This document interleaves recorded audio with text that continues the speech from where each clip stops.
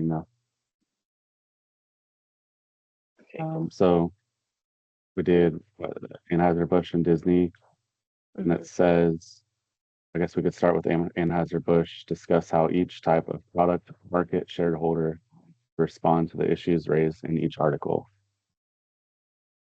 Awesome. I guess where I was a little confused on the Anheuser-Busch because it was talking about the Bud Light as well. Mhm. But then the AB was also talking about Anchor Brewing, which was the brewing company in San Francisco that was closing down. I don't know if y'all noticed that. So I was like, so how is Bud Light's loss of the 395 million, because that's what the bold print at the top of the article said. Like, Yeah, like I was like, so AB kind of is it standing for Anchor Brewing, which it kind of went with. I don't know what your thoughts on that one. it's Anheuser-Busch, so they own all of the products that they kind of listed. There was what is it? I don't want to butcher it. Stella Archer, Artois. yeah. Yeah. Yeah. There's that Okay. one. Corona, Bud Light, Budweiser. So they kind And of Carbach Bud too. Light. Yeah. Yeah, I would say Bud Light is like its own thing, but not really. It's just a branch of Anheuser-Busch. Okay. Yeah. All right. Yeah. I mean, and the product market in the book is the customers, the people that sell the product, like it's everybody after the product's created. So I think honestly, like the customer part is just however they feel. If they feel like it's not what they want to support, then they don't have to buy it. They can boycott, they can do whatever they want. If they just feel like the cause is something they do want to support, then um, they'll promote them and try to do whatever they can to keep them in a positive light. And like Kid Rock, for example, made that video shooting all the Bud Light cans, but then was drinking Bud Light again like a week or two later. So it's Right. it's if they feel like Yeah. it really is a big cause, then do something about it. And then the suppliers or the people that sell it, in my mind, if they are having a lot of success selling Bud Light products, then keep going with it. Or if they need to replace that product because now they're hurt by the losses, then they need to find something else to sell in its place. Right.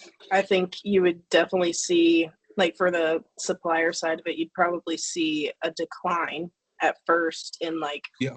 requests for more product just to see how it plays out.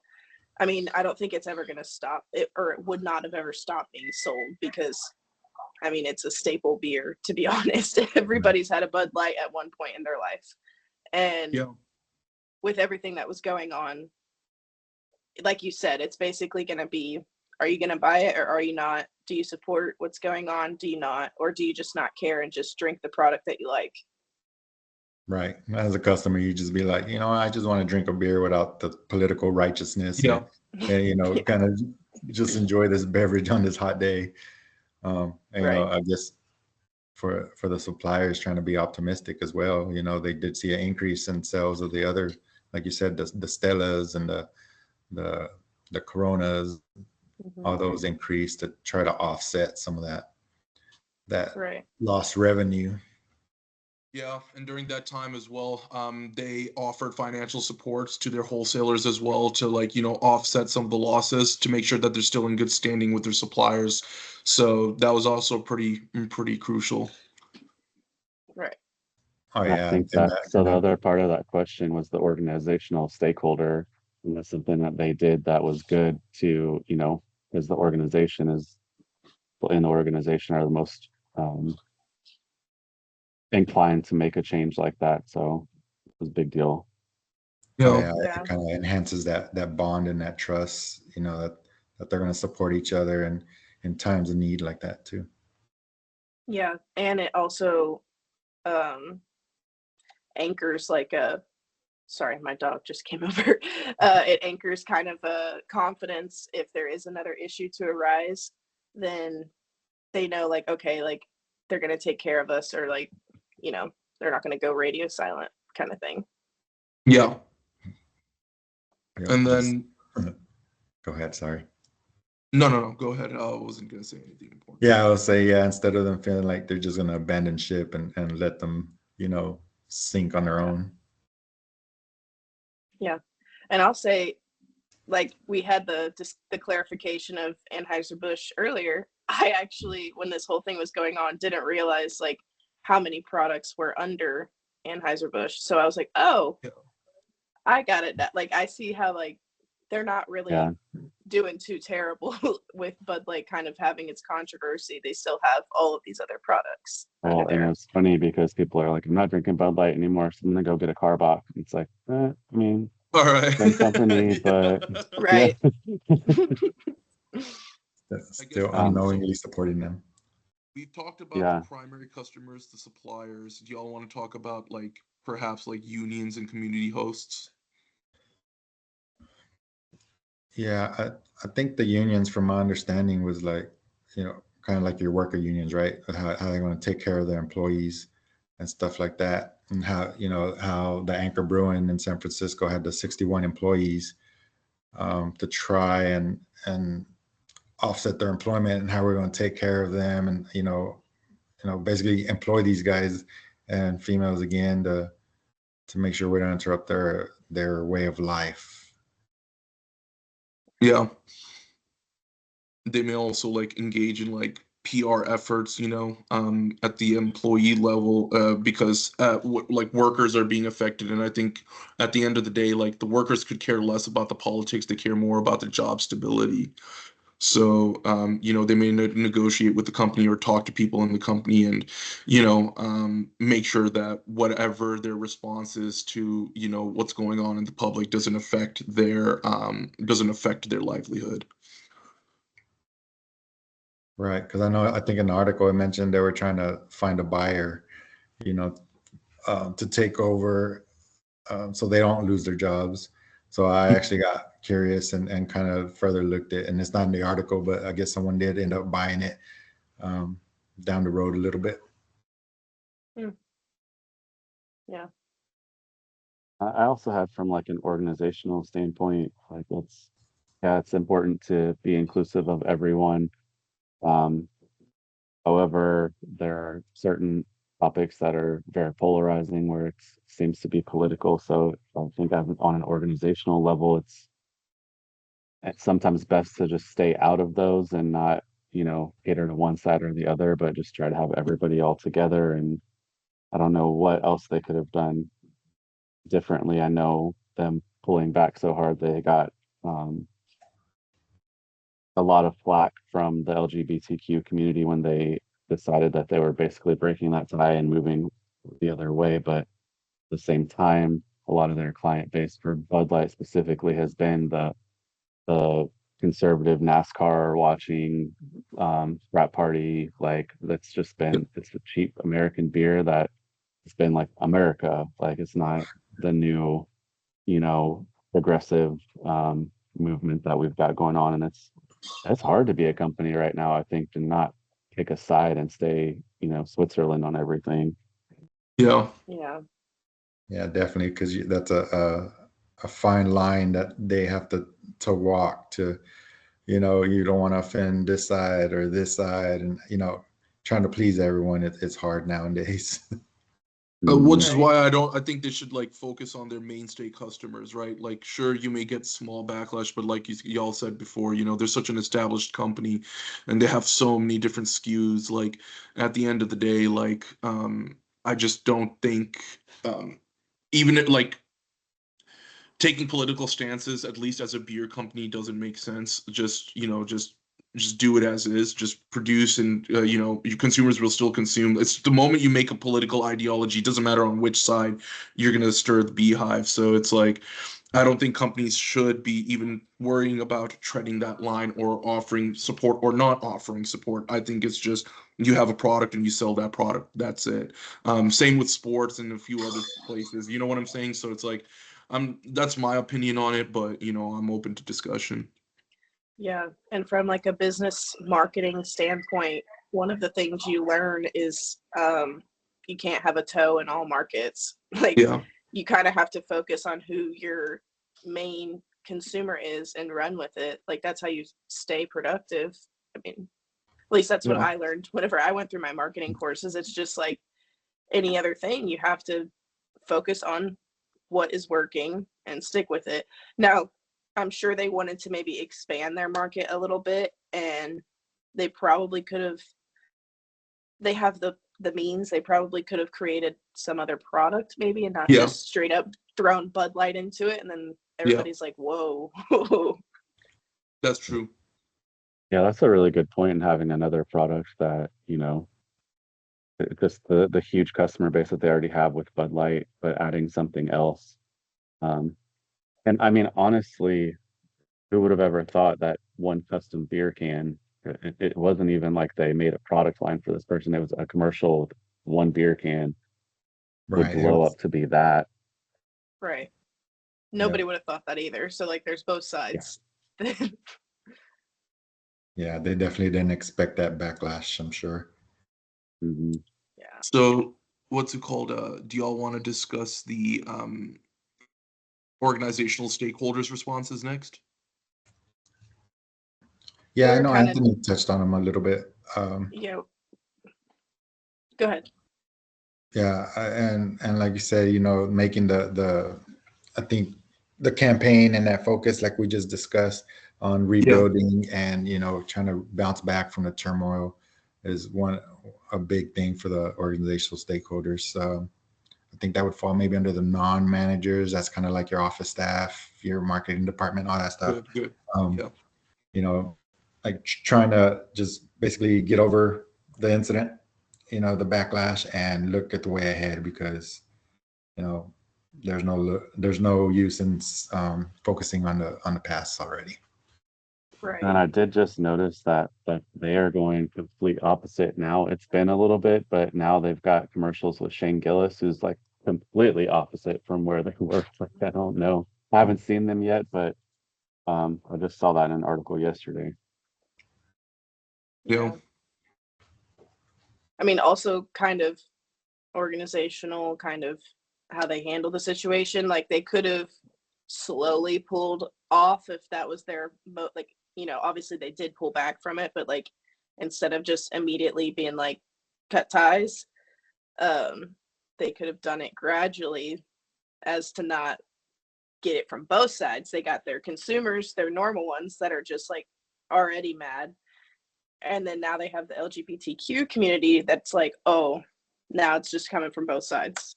I mean, not so much anymore, obviously, but like, had they done it gradually, then it would have just been like, oh, it was like a special product, Like a one-time seasonal. thing. Yeah. Like a seasonal. Pride Month special. Yeah, I Yeah. think they looked at it as hey, let's rip the Band-Aid off. We're already freaking, getting slammed for Yeah. this, so might as well just throw it in reverse and just deal with it all at once. Yeah. I And wonder then- how the managers were dealing with the situation, considering sales were dropping. They're the managers of the department for whatever departments it is, and at AB, they're definitely under pressure to deliver the results, especially navigating that crisis and maintaining morale amongst their teams. What's it called? I couldn't imagine trying to navigate that as a manager, because the company at the top level, they make that executive decision and everybody else is expected to deliver. And imagine working with employees who may or may not identify with that with the LGBTQT community, and having to manage not only their expectations but also manage their morale. So what's y'all's opinion on that? I mean, every company, I don't know if I'm answering this right, but I think every company obviously has like their set of like standards and like what things they support and like ethics, values, all of that.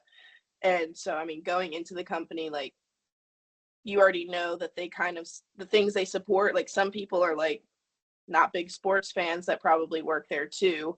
And then, like you said, like top managers were probably stressing a little bit, but like, I guess if I was in that management position, just because of how large the company is, I probably would have just been like, okay, let's take a step back. Let's work with the marketing team, because that's who we're going to have to really lock in with if we want to turn this around and not completely plummet. So Yeah. I think definitely leaning into the other stages, and that's obviously where the organizational part comes in. Like everybody really had to do their part to move forward from that situation. And I think like the lower level managers just letting their employees know like this is an inclusive environment. Like we do strongly value our employees no matter where they come from or who they are. Right. And then the ones that are just worried about the reputation of the company, like just knowing and letting them know like this is temporary, like we'll move on from this, we'll get better, we're going to learn from, you know, how this reaction from the public has gone and how we can be better as a company overall. And Budweiser and Anheuser-Busch has been around for so long, like we'll overcome this, we'll keep moving forward. But it is definitely a hard balance with the members that are part of their staff that are part of that community that I hadn't even thought of that question. I'm glad you brought that up because that's really, I've been a manager for 15 plus years, like, and that's a question, like, I don't know how I would respond to that. Like, you know, we obviously, this is something that affects you directly. We're here for you. We've got, you know, most big companies have, you know, like assistance programs or whatever if they're feeling the Sorry. need for some type of talking to somebody or, you know, but just letting them know that you still do value them, like you care about them. They're, you know, important to your overall company structure. Yeah, Yeah, sorry no, about that. My dog almost just took down my mom's computer. Oh gosh, No, you're okay. That's why I stood up, because I was like, oh god. Yeah, and I think that the factor the managers too is at the level they're operating at too. Their priorities and their demeanor is going to be different at every level. You know, a lot of you mentioned the talking to the employees and stuff. That's you're talking more at the organizational structure level at the bottom. As you go up, they're probably more worried about numbers and, hey, we lost this much money, so I'm going to tell this manager, how are you going to get this money back? You know, kind of just like the article they started doing, basically laying off people to cost measures and try to get that money, recoup it. You Yeah. know, that's all they saw at that level. As to where, you know, the managers at the lower level, they saw, hey, now this employee with a family of three is going to be unemployed because, you know, our top dog wanted to save a couple of bucks because we went down 7% this year or something. Yeah. Mhm. Right. No, yeah, Okay. that would primarily be the employees concerned, you know, concerned about job security, and especially in light of the cost cutting measures. So no, that makes sense. I guess we've touched on, like, from an organizational stakeholders perspective, what's going to happen with employees, managers, and we touched a little bit on the non-manager teams as well. Yeah. Overall, it seems like the product market and organizational stakeholders are responding with a mix of concern, support, and strategic adjustments as, you know, AB InBev navigated the backlash and attempted to, you know, restabilize Bud Light's market opposition.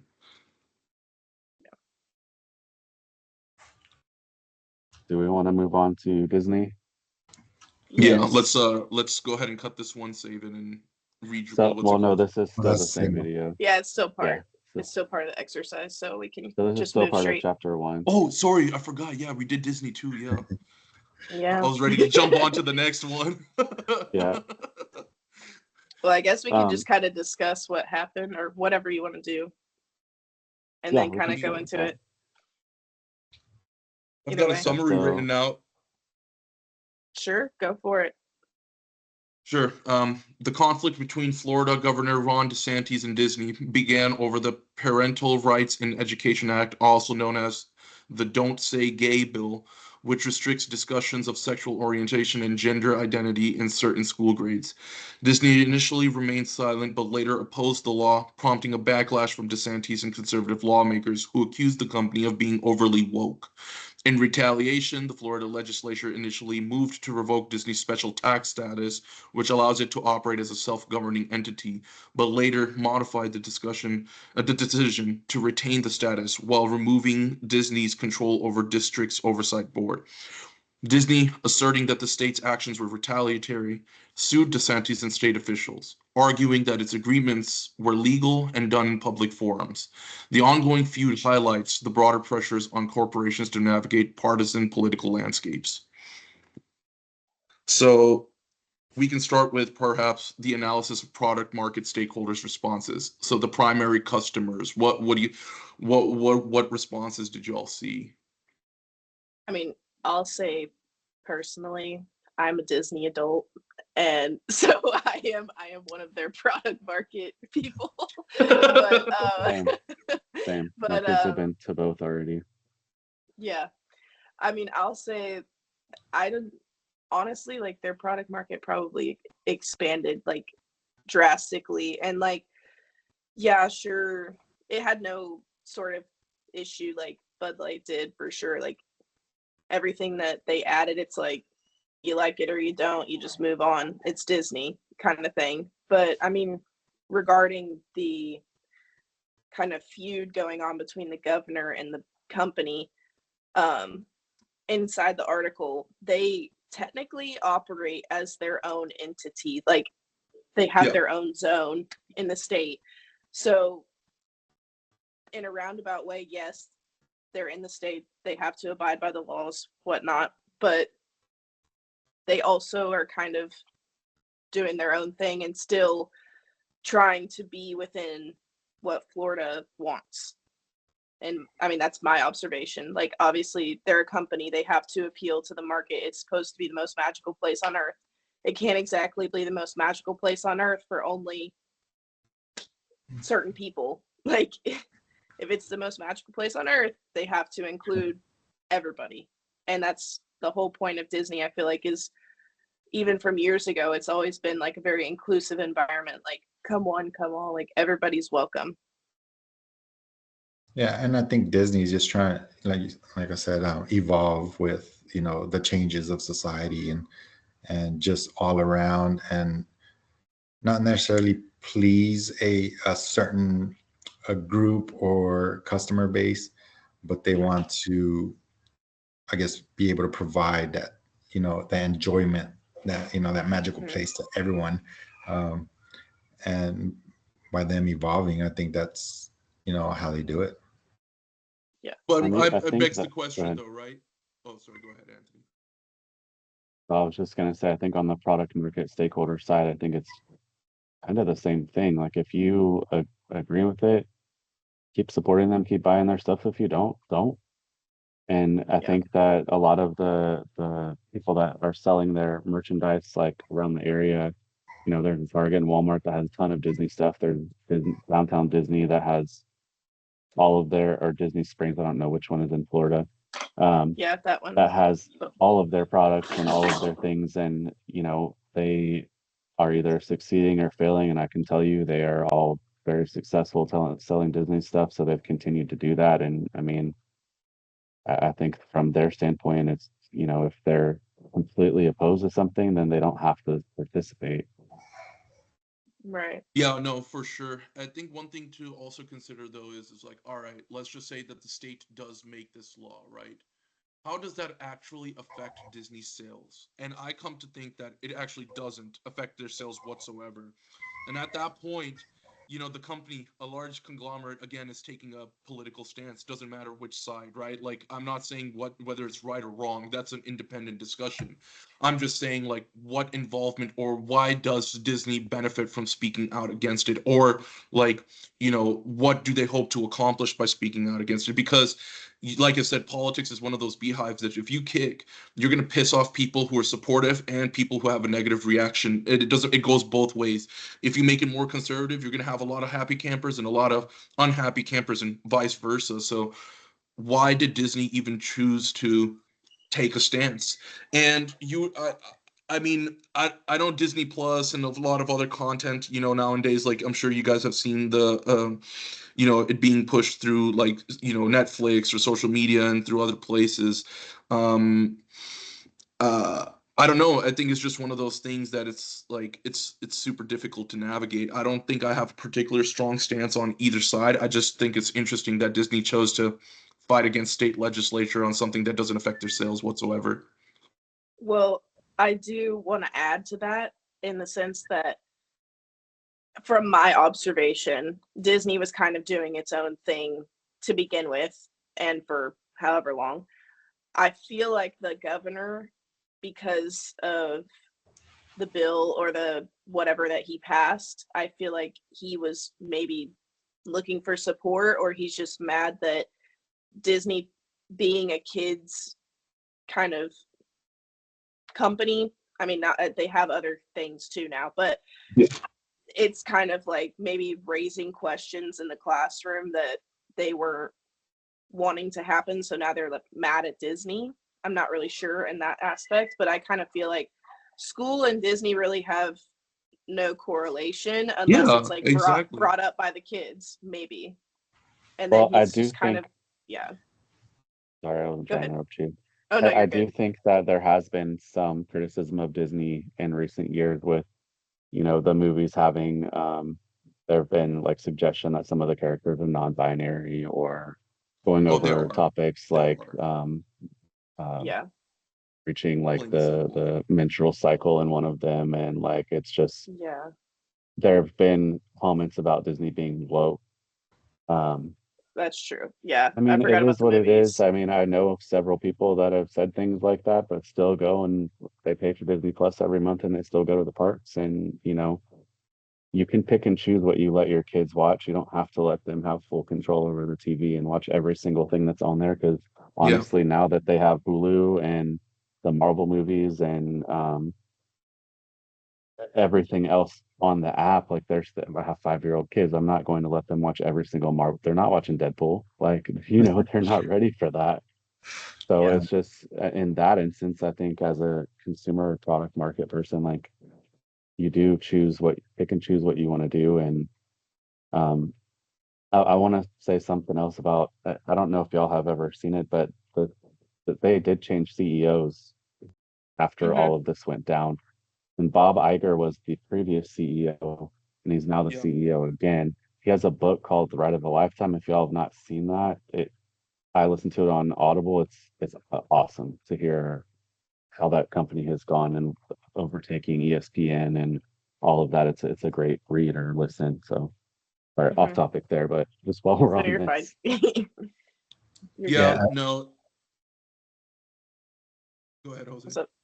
Yeah, I think Disney kind of took that leap to get into publicity regarding that because, like Anthony said, there's been a lot of backlash here lately. You know, simply from kids viewing as the princesses and all their movies as the helpless that need a prince to function, and a lot of people started taking um, I guess offense to that and how they're teaching the kids this and that, and just the change. So I think that's why Disney kind of stepped in and be like, hey, we are evolving, and this isn't right or this is right, and stuff like that. Right. No, good points.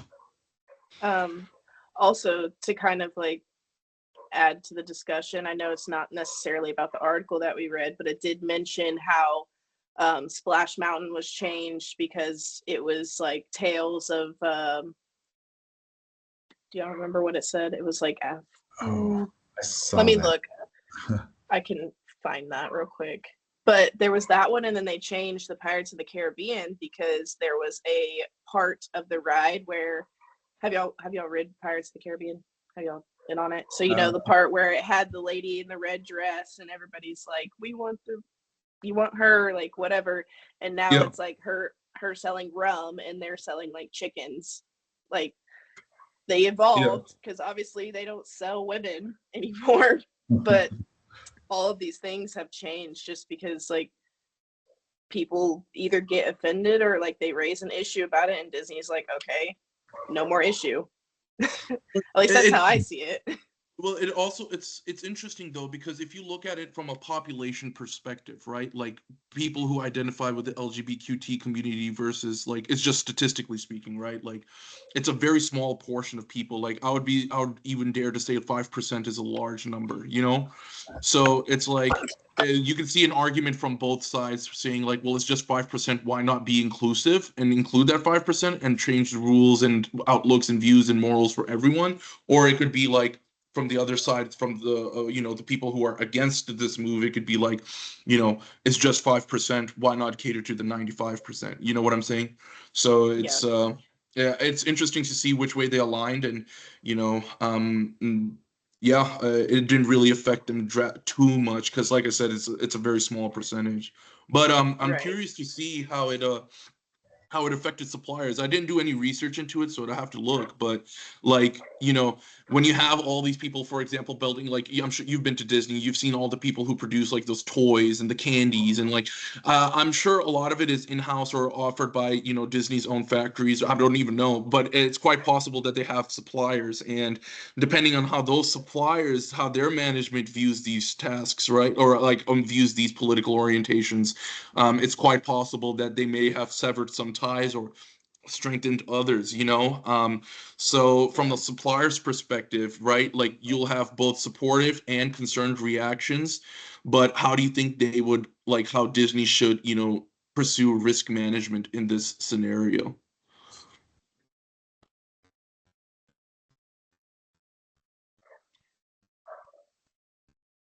I mean, think that's a hard like question to answer, really. No, right? it is. I guess like I do think. Go ahead. You go ahead.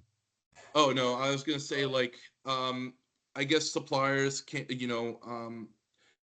I don't know, like if you think about it from a supplier's perspective, they're very reliant on predictable contracts and revenues and whatnot. So I mean, similar to AB investments or AB InBev, right? Like they could if sales were actually like stark like they were for Bud Light, they could you know offer contingency plans and financial support for their suppliers or vendors. But I don't know how you would go about, for example, what's it called?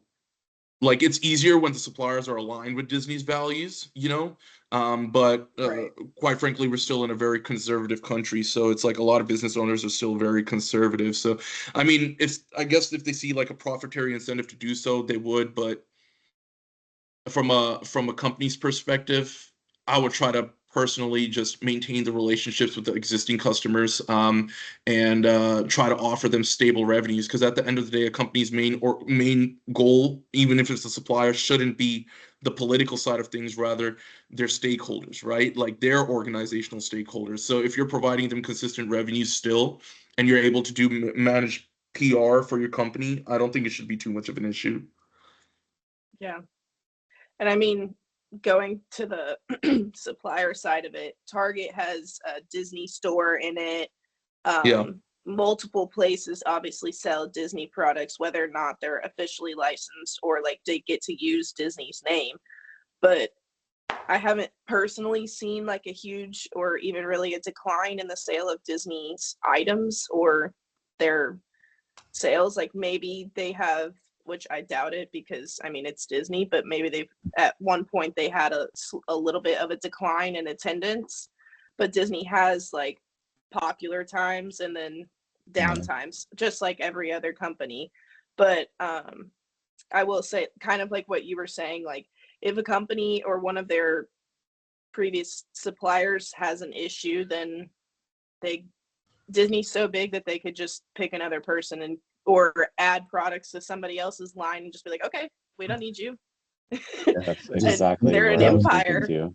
They're Yeah, increasing like their parking okay, prices. we'll get the next person, and I mean, Yeah. from that standpoint, they have a lot of leverage because they are so big. Like, okay, you don't want to work with us anymore, then there's 10 people in line waiting for that spot, And I'm Right. sure they're not going to the want to let only that position go either. I'm sure the suppliers don't want to let go of contract with Disney as well. Like it goes both ways. Like, yeah, Disney can find another person, but do you really want to lose Disney as a contract if you're a producer or a supplier? Right. I Yeah, figure I as a think it's a little bit. supplier, yeah, as a supplier, you're gonna take advantage, of the situation and heck, make another line, and now you've increased, expanded your market because now you've added, a new line to what you're supplying already to Disney. And like you said, you have the choice of which line you want to buy, or whatever tailors to you as a customer. Right.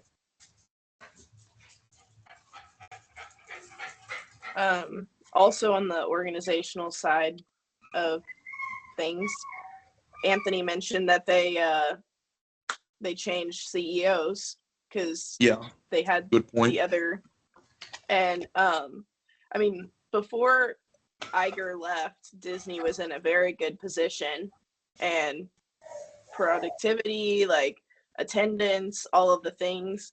And then they brought in another guy, and that's kind of when I think COVID hit in that same situation or that same time period. And I mean, as a person who went to Disney, whenever they changed all of like the fast passes, all of the things, that was like a huge thing. Not even talking about the political side of all of their products, but he not only added, which obviously it's supposed to be inclusive, so I'm not saying he did something wrong there, but he not only did that, but he made it even more expensive for the general consumer. So bringing Iger back to like do damage control on that side and figure out what's going on with the governor, like that just shows like how good of a CEO Iger is to begin with, and the fact that like Disney trusts him so much that they brought him out of retirement to fix that guy's mess. So that's a strong point.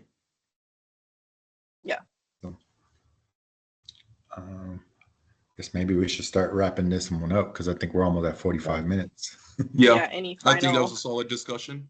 No, I think Any that I final think we thoughts? touched on the point. I think we touched on the points on both. So I'll go ahead and stop Yeah. the recording and I think we're good there.